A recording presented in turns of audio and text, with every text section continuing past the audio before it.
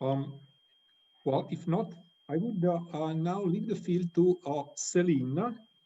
She's a human rights professor at the American University of Technologies in Lebanon. She has a PhD in political sciences from Lyon University, France, and since 2014 teaches courses related to political science, sociology, and she has several research papers related to the MENA region. So please, Céline, go ahead. So thank you first for presenting me and giving me this opportunity to be a part of this webinar. I'm going to talk about the protection of human rights, the Lebanese experience. In terms of creation and promotion of human rights, Lebanon has a long history, as you know. So it's thanks to the Lebanese philosopher Charles Malik, giant of politics and diplomacy, that between 1947 and 1948, Lebanon's role in drafting the Universal Declaration of Human Rights was not an illusion. So it is written in the minutes of meeting of the laborious UN negotiations, the importance of his contribution in the drafting of the UDHR. And it was examined from a philosophical angle, but also and above all from a human perspective. And this is what I will try to focus on, this human perspective that was used in the drafting of the UDHR. And of course, talk about the Lebanese experience and the protection of those rights today.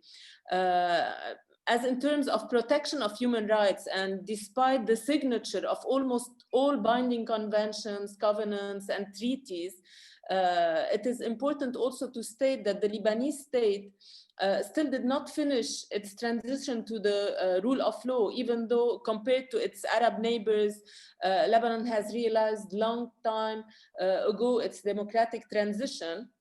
Okay, and to commas, of course, and the latter can be understood in its temporal acceptance rather than in its indecisive content. So the ultimate goal of any democratic transition is the foundation of the rule of law, a democratic state that protects fundamental rights. So our present contribution in this webinar concerns Lebanon, this country which cannot be detached from its environment first, and the events taking place externally, of course, in the Middle East, Eastern region, and impacting the Lebanese politics and human rights as well. But more precisely internally, in which we can confirm that the promotion of human rights by the civil society's actor is almost recognized as fake, especially within a corrupt political system, not willing to protect its citizens and bringing them to shift from a democratic system to a defective one, not to stay close to authoritarianism as well. So let us have a little idea about human rights, the Lebanese constitutional situation in human rights. In Lebanon, the situation is different from the other countries in the Middle Eastern region. The list of fundamental rights has remained restricted and reduced in its constitution. The constitutional reform of 1990, the Ta'if Agreement, did not result in an enumeration of a developed range of constitutional rights which remained the same as those existing before the reform. So nothing changed after 1990.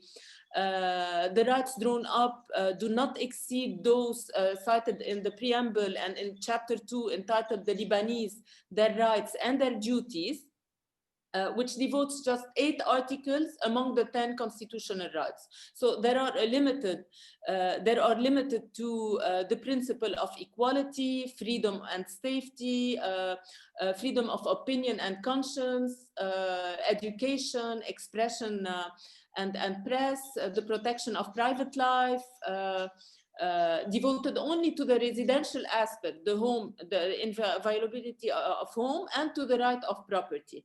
So this is the reality in the constitutional part. And there is a little controversy or paradox. So the idea here, there is a kind of thesis that we can use, or a problematic. Does the Lebanese constitution determine the legal value of international standards? Or is it only concerned with procedures concerning the ratification of international treaties? Are we, in reality, adopting those rights and putting them into practice and then protecting them? Or is it just a few sentences that were drawn in the Constitution? So the adoption by the preamble of these international human rights standards constitutes, of course, a positive step, which reflects the will of the state to confirm its respect for these rights, which have become, through this recognition, fundamental rights recognized and protected by the supreme standard. However, this important recognition remains insufficient, because the detailed enumeration of these rights in a chapter is not enough, and is maybe suitable in a theoretical way, but not in a on a practical level. And we see also, this is a first innovation, if you want, in the case of the Constitution, that we've put those rights just in the preamble of the Constitution and Chapter 2. The second innovation as well, on the subject of fundamental rights following this reform done in 1990, was the creation of the Constitutional Council, specializing in appeals concerning the constitutionality of laws and elections as well, parliamentary and presidential elections. But I want to focus just on the idea of the Constitution and the fundamental rights, of course. So this step, the creation of the Constitutional Council, is relatively important in the transition to the rule of law. It is one of the fundamental pillars in the construction of such a state. Because it reinforced, of course, the law, it reinforced also all the rights that were stated in the Constitution. And despite its relative use, the Lebanese Constitutional Council has managed to demonstrate its determination in protecting the values of democracy and the protection of fundamental rights. But at the same time, we are facing obstacles. The obstacles faced by the Lebanese Constitutional Council itself and by the Lebanese citizens from another side as well. So let us start with the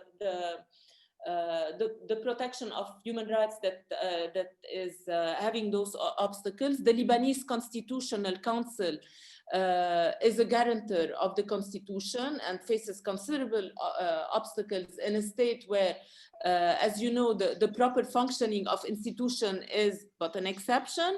The lack of the rule of law endangers this jurisdiction, of course, and the values it protects. The autonomy of religious communities in the management of their religious affairs is also to take into consideration, and the legislator may annul or amend any law without it being subject to the control of the Constitutional Council, except in the case where its intervention infringes fundamental rights and freedoms. But in all cases, there are blockages that are done over the Constitutional Council. Several remarks. We see that there are problems with the independence of that council, the appointment of its members as well, the interference of the political parties and the political institutions, and also the religious communities, the method of control adopted, since the majority is required to take decisions and the decisions are not made by the council itself. It's always blocked by another actor. So this is all the blockage that were made by the Lebanese groups or actors against the Constitutional Council from one side. From the other side, what are the obstacles that are faced by the Lebanese citizens? I've done like a little representation of the Human Rights Declaration, and as you see, 26 over 30 rights are violated. The others, of course, are also violated, but not that much as the others. So some are enjoyed partially, but I've also I've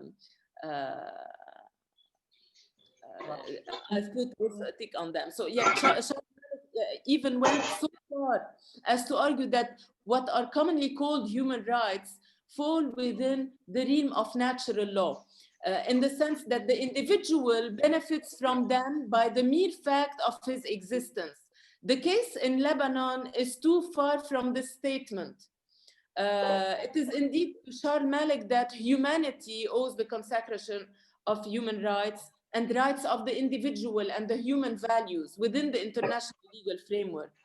So he challenged the word in the name of the rights of the individual and not just human rights. Malik believed that the individual and his human values take precedence over the group, take precedence over religions, religious communities, and the state. Its rights are there for more important and have priority at the expenses of a group. But in Lebanon, his battle is far from won, by the way. And in reality, individuals injured in their fundamental rights may not appeal to the Constitutional Council, either by action or way of exception as well.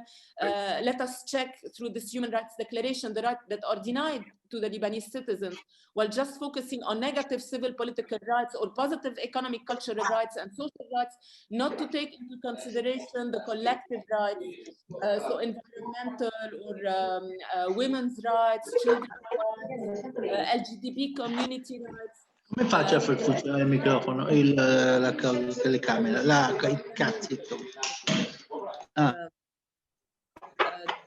So, despite the ratification of conventions and protocols and all the stuff that is that is happening in Lebanon towards human rights protection, we are very far from putting it into practice. But above all, we have also difficulties in protecting the human rights that we already entitled.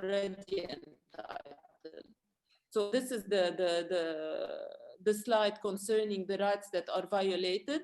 You can see here that equality, freedom of expression, and we've seen that this year in 2020 we have even the nationality, the right to nationality is not enjoyed by all Lebanese women.